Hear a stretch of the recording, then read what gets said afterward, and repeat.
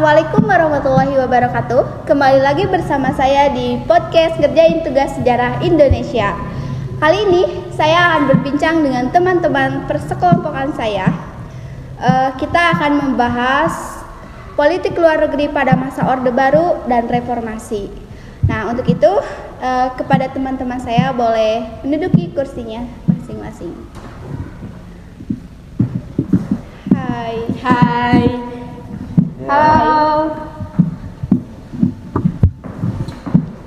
Maaf telat ya? Iya. Alhamdulillah. Kita sudah lama tidak bertemu ya guys ya. Iya. Padahal baru kemarin ya.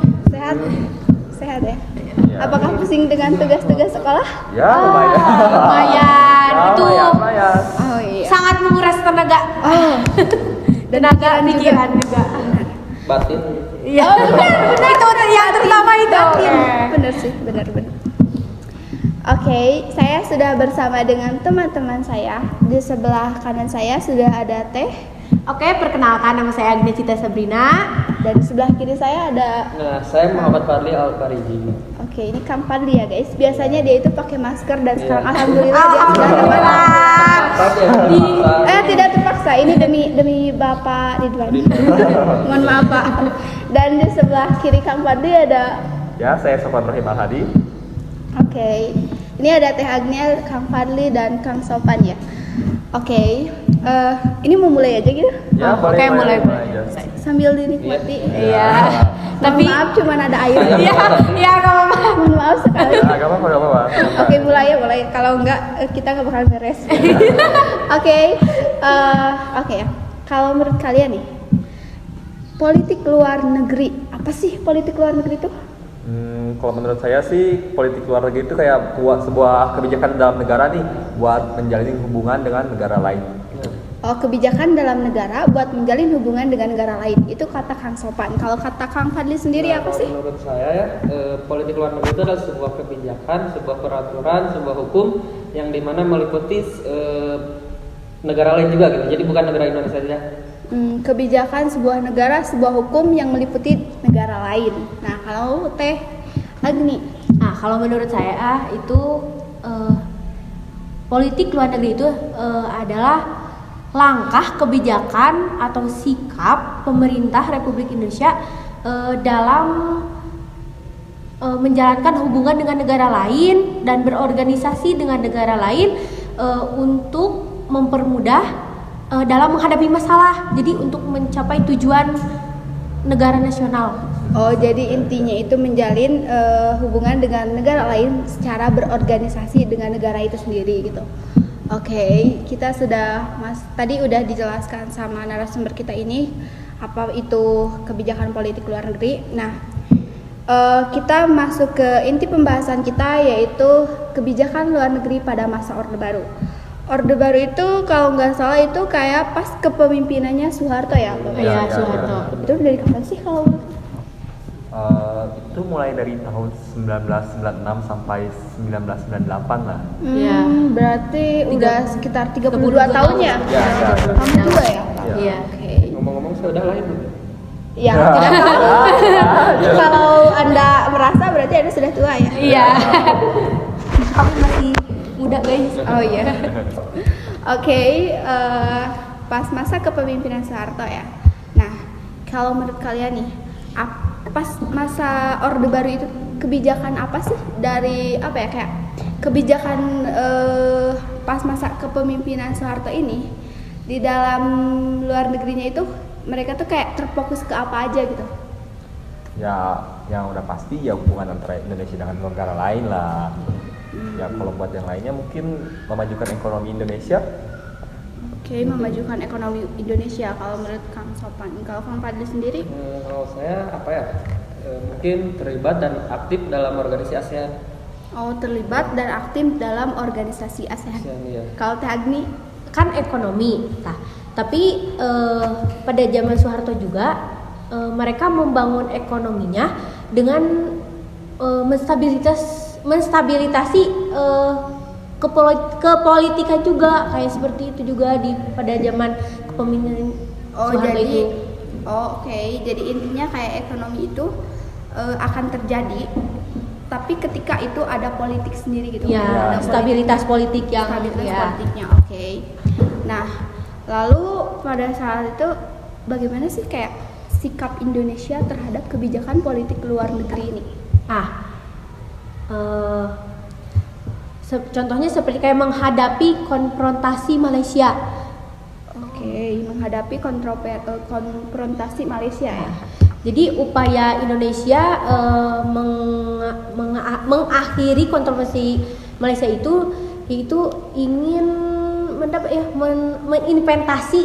dapat investasi dari negara asing, terus kayak apalagi sih ada yang ini? Kalau nggak salah itu buat ngambil perhatian dari negara barat nggak sih? Ya, lagi negara barat. Ya itu juga kayak sikap Indonesia itu si pemerintah Indonesia itu kayak mendekatkan diri ke ASEAN. Nah, tapi mempunyai tujuan lain kayak buat mengambil perhatian dari negara barat ke negara kita. Seperti gitu. itu, ya. Kalau menurut Kang Fadli? Apa ya? Mungkin saya kurang literasi kayaknya deh. Jadi Oh iya, sudah berarti hanya dari dua narasumber saja. Oke. Nah, kalau menurut kalian kebijakan politik pada masa Orde Baru itu gagal apa berhasil? Ya kalau menurut saya sih ya berhasil aja sih ya, tapi mungkin pas di akhir di akhir kepemerintahannya ya ada banyak masalah gitu ya. Tapi kalau buat overall sih ya lebih banyak berhasilnya gitu. Oh, lebih banyak berhasilnya gitu. Terus kalau menurut saya itu jadi karakteristik kepemimpinan Soeharto itu ini low profile. Tapi semakin mau di akhir-akhir pemikirannya itu malah high profile kayak gitu. Oke. Iya. Di awal dia tuh kayak low profile Iya. gitu ya. Kalau di akhir, kalau Kang Fadli? nah ini baru saya tahu nih. Jadi waktu kepemimpinan Soeharto kan ya? Iya. Iya, Jadi, Soeharto. kan beliau itu awal-awal mempunyai program yang dimana bukan bertujuan sih gimana ya? Bukan bertujuan apa sih, memusat gitu, memfokuskan ekonomi setiap daerah-daerahnya gitu kan? Ya. Nah selanjutnya, tapi kesini nggak tahu kenapa tuh jadi apa sih, ada minusnya, bukan ada minus, pasti ada minusnya sih ya. Kekurangan lah gitu ya. Iya, jadi beliau tuh jadi menurun gitu aja sih. Oke. Kita sudah dengarkan tadi bagaimana kayak kepemimpinannya, terus apa saja sikapnya dan bagaimana kebijakannya. Lalu sampailah kita kepada kesimpulan ya. Saya akan menjelaskan kesimpulannya, yaitu pada masa Orde Baru ini berarti yang dipimpin oleh Bapak Soeharto. Ini tuh kayak Pak Soeharto itu memfokuskan pada regionalismenya saja gitu, dan ekonomi juga politiknya juga tadi ya. Dan juga ada beberapa sikap Indonesia dalam melaksanakan politik luar negeri itu. Yang pertama itu tadi yang disebutkan oleh Teh Agni, yaitu menghentikan konfrontasi Malaysia. Yang kedua ada terlibat dan aktif dalam organisasi ASEAN yang tadi disebutkan oleh Kang Fadli. Nah yang ketiga ada memakai kerjasama bukan itu yang ASEAN mah yang Sofan. Mohon maaf, salah. Nah kalau kata Kang Sofan sendiri itu dia berbicara salah satu sikapnya itu yaitu memakai kerjasama ekonomi ASEAN Pasifik atau lebih sering kita sebut dengan APEC ya. Juga izin menambahkan waktu itu juga salah satu sikap sikap bangsa Indonesia terhadap kebijakan politik luar negeri itu yaitu terlibat dalam perpolitikan kondisi perekonomian global yang stabil. Jadi Bapak Soeharto ini Soeharto mohon maaf ya Allah. Saya tidak bisa flashback dari Bapak Soeharto. Ya, Bapak Soeharto itu jadi kayak menjalin dengan negara-negara yang kondisi perekonomiannya itu stabil. Jadi ya dan kayak menurut mereka sudah dijelaskan tadi ya, kayak awalnya emang berhasil gitu, tapi pas akhirnya itu kayak ada poin minusnya. Sudah seperti yang sudah disebutkan oleh Teh Agni tadi, kalau awalnya Pak Soeharto itu mempunyai sifat atau berpemimpin yang low profile ya. Ya, Low profile girl. Low profile itu kayak dia tuh tidak mau menunjukkan kalau dia tuh berkuasa gitu, kayak dia tuh rendah diri lah gitu. Nah, tapi semakin kesini dia tuh kayak menunjukkan sikap high profile-nya gitu. Jadi dia tuh semakin ingin terlihat gitu. Ya pas masa di akhir-akhir. Iya ya, kayak pas gitu. Nah itulah yang membuat Pak Soeharto itu mengundurkan diri ya waktu itu. Oke. Kita tadi udah disebutkan intinya juga kesimpulannya.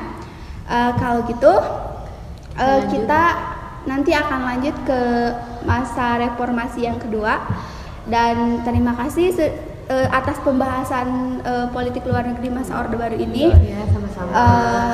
Pentingnya lagi berliterasi ya, bagus sekali dan sudah sangat bagus sekali, dan pengembangannya itu alhamdulillah udah dapat dimengerti gitu kayak ya. Kalau gitu terima kasih sudah menyaksikan. Selamat menyaksikan nanti ronde yang kedua. Jangan sampai ketinggalan. Buka rekening Sibank sekarang dan dapatkan 100.000. Proses mudah, nggak pakai ribet. Buka rekening cuma 3 menit. Lebih untung nabung di Sibank. Dengan transfer gratis, bunga tinggi sampai dengan 7% dan bunga cair setiap hari. Hai, balik lagi bersama saya di podcast Ngerjain Tugas Sejarah. Nah, saya masih bersama dengan narasumber-narasumber kita.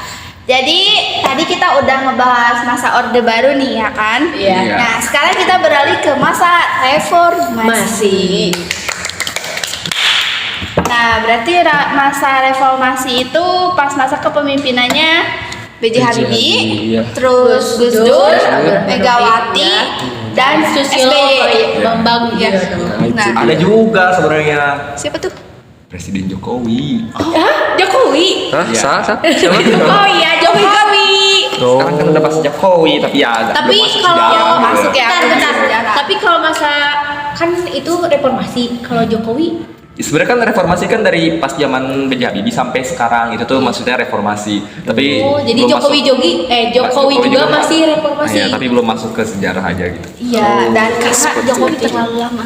Ya. Oh, kayaknya sampai 2024. Katanya katanya juga 2024 nih. iya benar, tapi katanya bakal ada kayak penambahan jabatan selama 3 periode, dan tentu saja itu kayak menurut kalian bagaimana? Sudah. Hentikan pembahasan tentang Bapak Jokowi. Mohon maaf Bapak. Semoga Ada yang Indonesia banyak, ada lebih yang banyak. membaik saja. Semoga Indonesia lebih membaik ya. Amin. Negara maju. Oke, tadi udah sebutin siapa aja masa kepemimpinan reformasi ini.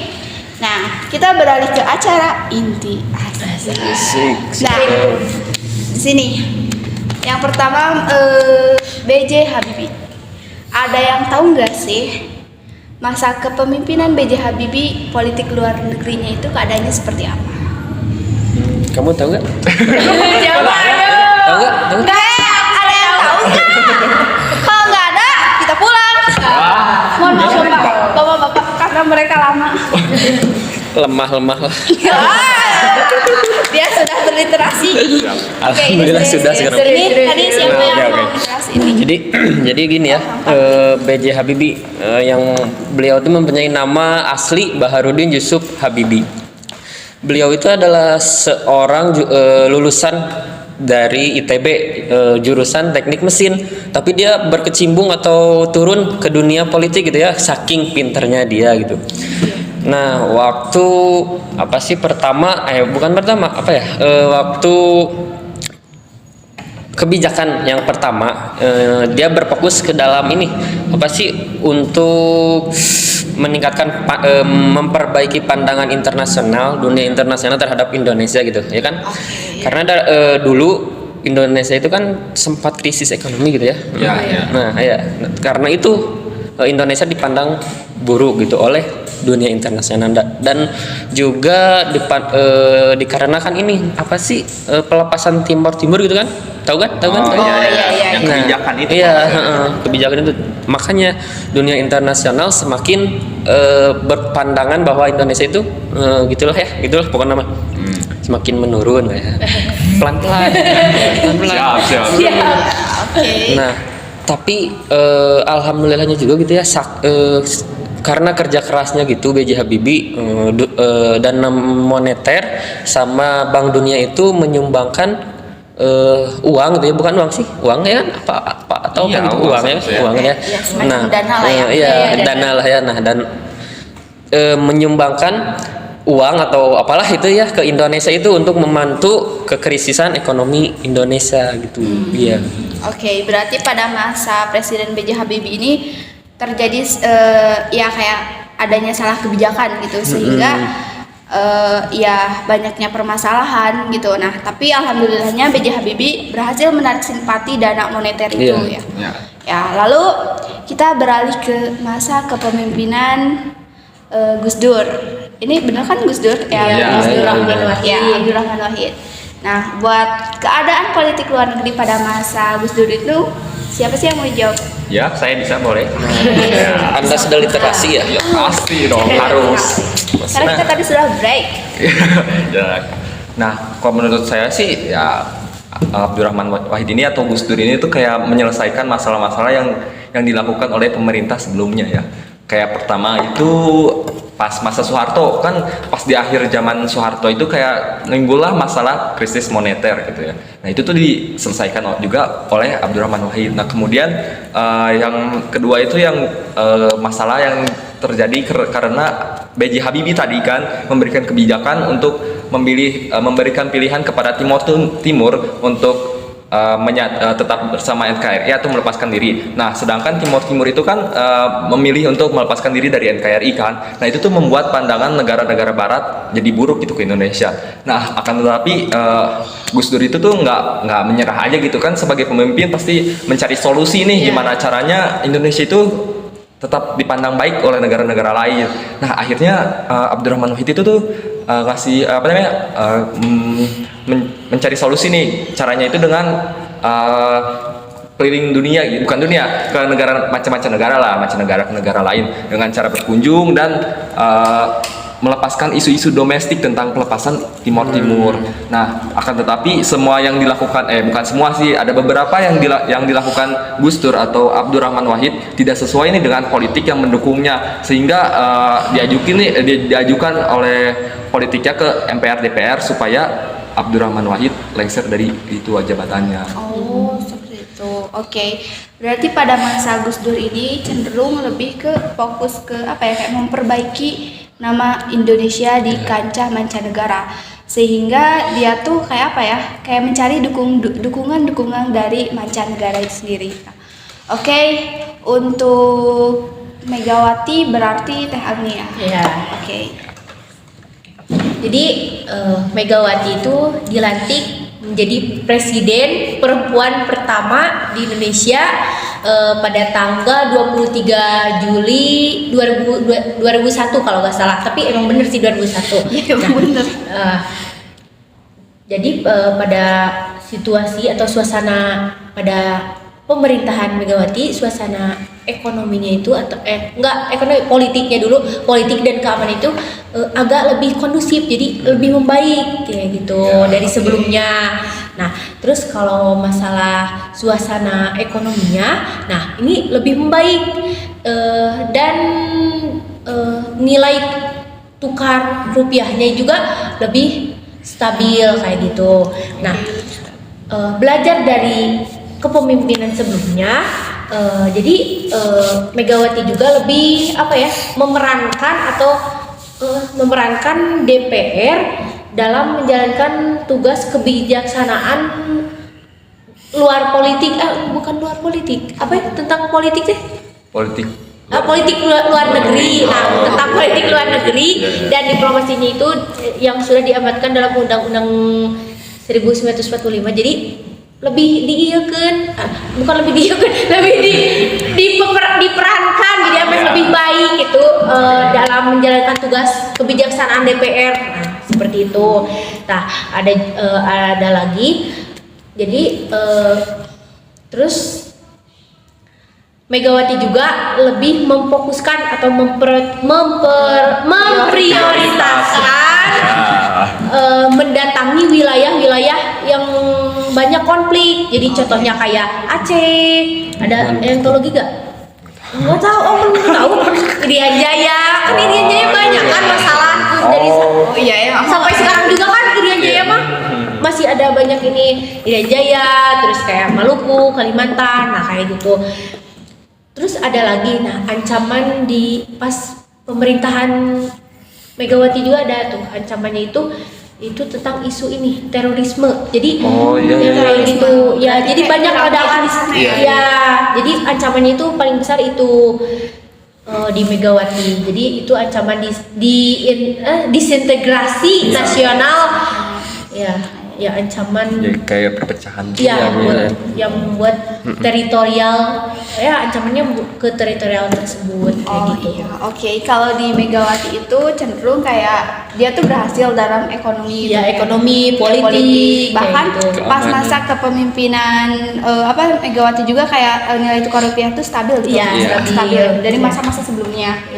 Juga kayak tapi sayangnya itu kayak ancaman ada ancaman ledakan bom di mana-mana. Oke. Untuk Megawati sudah dijelaskan, berarti tinggal satu lagi ya. Siapa yang mau menjelaskan? Kamu. Berarti saya sedikit menjelaskan ya. Jadi kalau keadaan politik luar negeri pada masa SBY ini kayak cenderung berhasil gitu. Karena apa? Ada yang tahu nggak karena apa? Oke, karena saya sendiri ya. Itu kan karena salah satunya yang tadi banyak investasi dari negara asing.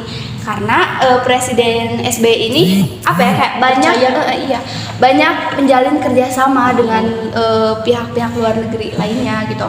Nah di masa kepemimpinan ini juga Presiden SBY itu berhasil menjembatani negara-negara yang mengalami masalah gitu. Jadi Indonesia tuh sebagai pembentengnya gitu. Nah bahkan di masa kepemimpinan Presiden SBY ini juga itu tuh kayak dikasih dengan istilah jembatan dua karang. Artinya presiden itu mampu menjembatani permasalahan-permasalahan yang ada pihak-pihak lain itu kayak negara-negara lain. Dan alhamdulillah presiden ini kayak mampu aja gitu jadi pembentengnya itu. Nah itu seperti itu saja. Oke. Kita tadi sudah menjelaskan bagaimana keadaan politik luar negeri pada masa B.J. Habibie, pada masa Gus Dur tadi, terus pada masa Megawati, dan barusan pada masa SBY. Sekarang kita sampai pada kesimpulan. Nah kesimpulannya kalau pada masa B.J. Habibie itu terjadi kebijakan yang sedikit salah mungkin yang salah tadi. Nah, namun alhamdulillahnya seperti yang dikatakan oleh Kang Padli, Presiden B.J. Habibie ini berhasil menarik simpati dana moneter. Nah itu alhamdulillahnya. Tapi fatal itu yang timur itu fatal banget ya. Sampai kalau nggak salah itu kayak Pak Soeharto ya. Pak Soeharto itu tidak mau dijenguk oleh B.J. Habibie kalau nggak salah. Karena sakit hati. Nah lalu ke pemerintahan Gus Dur. Nah ini nih. Karena di Presiden B.J. Habibie tadi banyak masalah dari kayak yang timur-timur itulah akibatnya jadi ke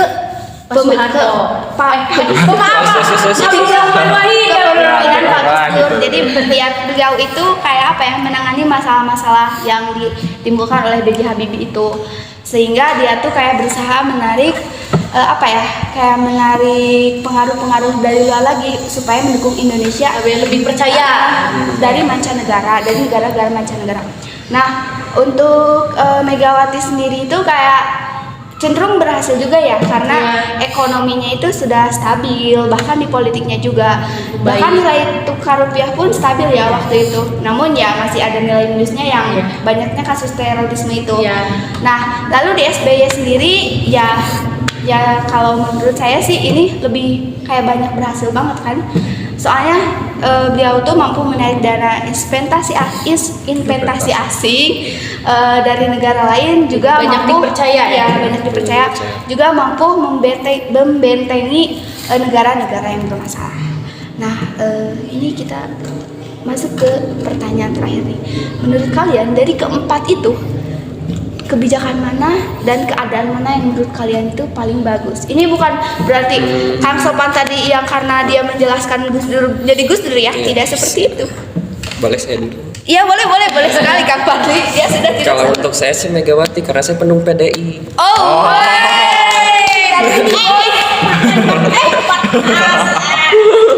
Sensor. Kalau ada lagi? Oke, dulu coba. Aku dulu.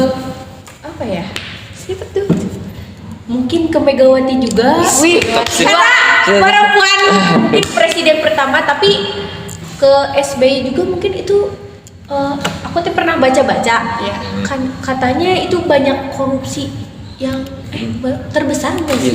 Iya. Pas jadi Oh, pas pas Megawati. ya bukan pas Megawati, pas SBY. Susilo Bambang SBY, Yudhoyono kalau nggak SBY. salah. Kalau nggak salah.